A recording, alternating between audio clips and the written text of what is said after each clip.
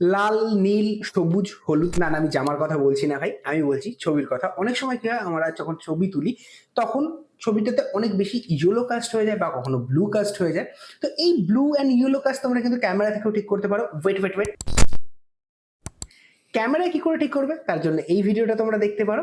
কিন্তু তোমরা ফটোশপে কিন্তু ঠিক করতে পারো। যদি র ফাইলস নাও থাকে তাহলেও তোমরা কিন্তু খুব ইজিলি যে কোনো কালার কাস্টকে রিমুভ করতে পারবে। তো চলো কথা না বাড়িয়ে আজকে দেখে নিই কোনো ছবি থেকে এক্সট্রিম ইয়েলো কালার কাস্ট যদি হয়ে থাকে সেটা কি করে রিমুভ করবো। Welcome to magical world of Photoshop. এখানে তোমরা দেখতে পাচ্ছ একটা ভয়ানক ইয়েলো কালার একটা ছবি রয়েছে যার কালার একদম ঠিক নেই। তো এটার কালারকে আমি কি করে ঠিক করবো? তো সবার ফার্স্টে এখানে দেখো ব্যাকগ্রাউন্ড লেয়ার রয়েছে, এটা রতে ছিল না, কন্ট্রোল জে করছি, ডুপ্লিকেট হলো। এরপর আমি চলে যাচ্ছি ফিল্টার, ব্লার, দেন গসিয়ান ব্লার একদম নয়, যাবো আমরা অ্যাভারেজ ব্লারে। অ্যাভারেজ ব্লার কি করে, গোটা যে ছবি যেটা ছিল তার সম্পূর্ণ কালারটাকে মিক্স করে নিয়ে একটা অ্যাভারেজ ব্লার ক্রিয়েট করে। তো এখানে আমার ব্লার হয়ে গেছে, পুরো ছবিটা ঢেকে গেছে। এরপর আমি চলে যাচ্ছি এখান থেকে সিম্পলি অ্যাডজাস্টমেন্ট লেয়ার অপশানে, দেন এখান থেকে চলে যাচ্ছি লেভেলস অপশানে। এখানে দেখো তিনটে আই ড্রপার রয়েছে না, এখান থেকে আমরা মিডিল আই ড্রপার টুলটা নেব। এরপর এখানটাতে সেটা ক্লিক করব, গ্রে হয়ে যায়, মিডিলটাকে আমরা গ্রে আই ড্রপার টুল বলি। এরপর যদি আমরা নিচের যে এই লেয়ার যেটা রয়েছে এটাকে যদি অফ করে দিই, দেখো কালারটা অনেকটা চেঞ্জ হয়ে গেছে। ছিল এটা, হয়ে গেল এটা, অনেকটা চেঞ্জ হয়েছে। তো এরপর এটাকে আমি shift control alt E press করব সবার ফার্স্টে।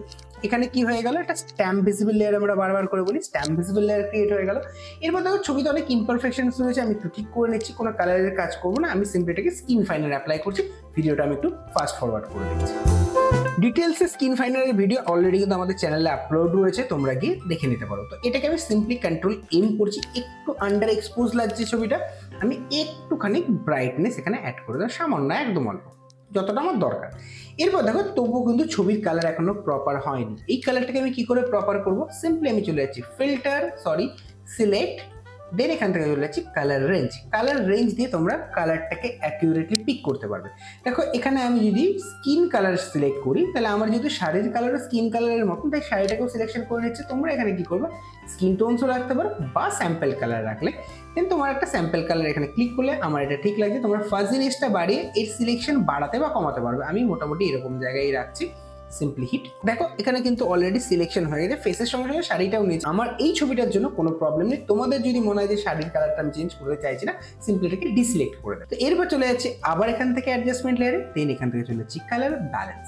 আমি সামান্য এই ছবিটাতে একটু ব্লু দেবো, অল্প সামান্য, এবং এখান থেকে একটু হালকা রেড দিচ্ছি, একটু পিঙ্ক দিচ্ছি। ওকে, হয়ে গেল। এরপর আমি শিফট কন্ট্রোল অল্ট ই, আবার স্ট্যাম্প ভিজিবল লেয়ার ক্রিয়েট করলাম। আমার এখানে স্ট্যাম্প ভিজিবল লেয়ার ক্রিয়েট করা হয়ে গেছে। এবার আমি এখানে আবার অ্যাভারেজ ব্লার করব।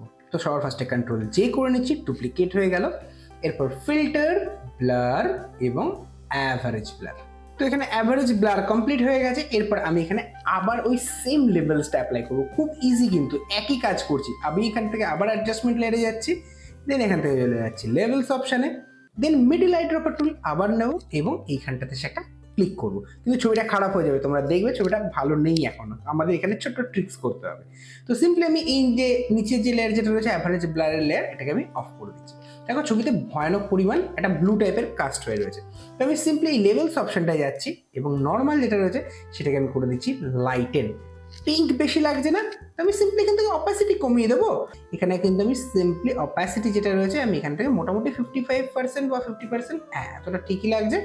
এরপর যদি আমি shift control alt E press করি, মানে হচ্ছে স্ট্যাম্প ভিজিবল লেয়ার আমি ক্রিয়েট করলাম এবং এখান থেকে একদম নিচ পর্যন্ত আমি এটাকে কন্ট্রোল জি গ্রুপ করে দিলাম। এটাকে আমি অফ রাখছি।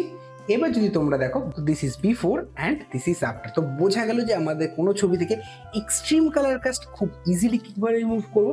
এখানে কিন্তু মেন প্রসেস খুব অল্প, অ্যাভারেজ ব্লার আর হচ্ছে মিডিল আই ড্রপার টুল দিয়ে লেভেলসের ভেতরে গিয়ে জাস্ট ক্লিক করা, তাহলেই কিন্তু আমাদের মেন এক্সট্রিম কালার কাজটা এখান থেকে চলে যাবে। এরপর তোমাদের যে কালারটা পছন্দ সেই কালারটা তোমরা খুব ইজিলি কালার ব্যালেন্সের মাধ্যমে পুট করতে পারবে।